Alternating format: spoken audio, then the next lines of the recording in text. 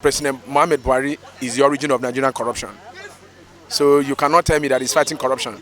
If he fights corruption, let him come and tell me who he has fought corruption. Let me tell him people that he has not fought. Government just go, I beg. Let this government just go. Let it just go.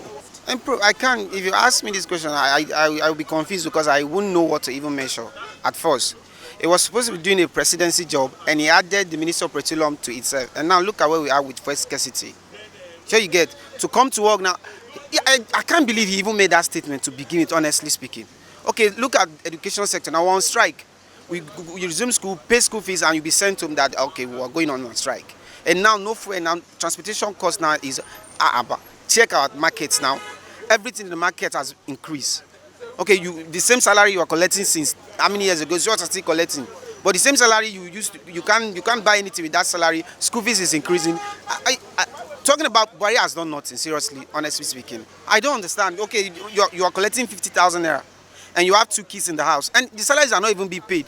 In my state now, I don't want to start mentioning name because I graduated the last 2 years. In my state now, we've been owed salary for 6 months. I don't understand how are we supposed to survive without salary. So I say if we can, even with the salary, it's still not enough. Because you take money to the market, you can't even buy anything with that money, and you come back to the house and he said he's recovering money, he's stolen fund. And I don't understand. One person, I'm sorry if I'm trying to deviate the issue, one person stole 200 billion. And school is on strike for 18 billion naira. And Buhari is there, sitting there, first scarcity, education sector. Everything has gone down in this country and Buhari opened his mouth to say that this is the worst government ever. I'm angry because I voted for him. I campaigned and voted for him because I expect things to be better. But he has brought this nation to its lowest level. That is the story of Alice in Wonderland. It's ridiculous. He has left Nigeria in a better state than he met it. That's crazy. That's a lie from the pit of hell. There's really no sector that the administration has improved upon, really. There's really no sector. He has virtually destroyed all sectors of the economy. The economy is bleeding, for goodness sake. The economy is in comatose. What are we talking about? The economy, look at the education. ASU is still on strike as we speak. What are you, is it a joke? It's not a joke, my dear. We are talking of the destinies and lives of Nigerians and our children. And is this what we are going to bequeath to our children? It's sad to say, but the average Nigerian cannot survive the present economic quagmire. It's a mirage. Fighting corruption is a mirage. It's a child's play. Let's not go near there. It's a child's play. From 2015 down to 2022, I don't think his statement is factual because the economic has really gone down far behind what it was before he came on board. So I don't think him making that statement is actually true. If you look at the situation, the economic situation of the country, it's going from bad to worse on daily basis. So I don't think that statement is true. You know, the word corruption, I think he's also guilty because fraud, I've come to realize that fraud is actually a promise not kept. So him not keeping the promise he made during his manifesto and all that, he's also part of the corrupt ones. So he can't say corruption has been eradicated. No, everybody has the tendency to commit fraud, and that will lead to corruption. So I don't think he has done anything good. Basically, I think the schooling has not even helped anyone. You have to be gifted. Your hands, you have to use your gift to survive. I'm an accountant, a professional accountant, a financial analyst, and a forensic expert. But what do? I'm into entertainment.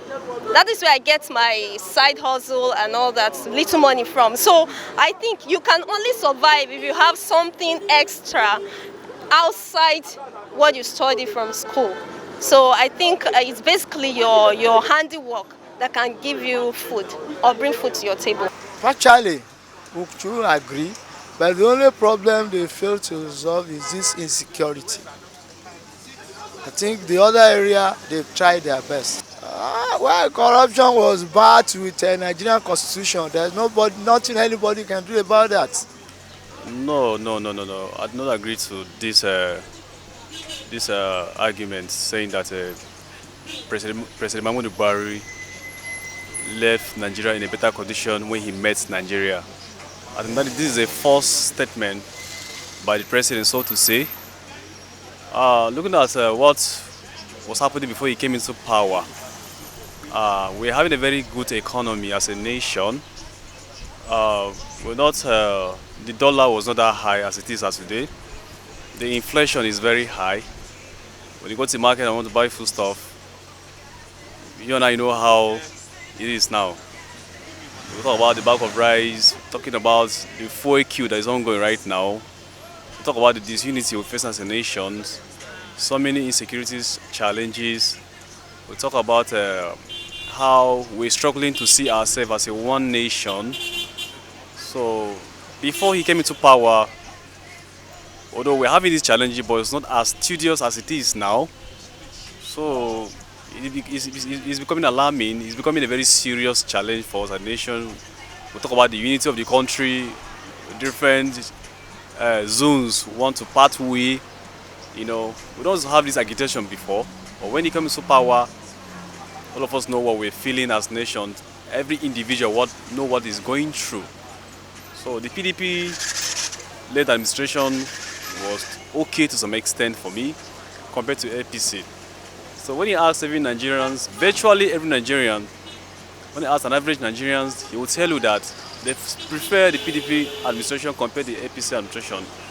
So when you come into power and people find it difficult to get jobs, people find it difficult to buy food stuff in the market, people who have vehicles, they find it difficult to fuel their cars, you know, compared to during the PDP administration, we don't face these challenges as a nation, but it's quite unfortunate that the president is making that kind of statement. It is we who are Nigerians, we the ordinary Nigerians, we know what we're facing.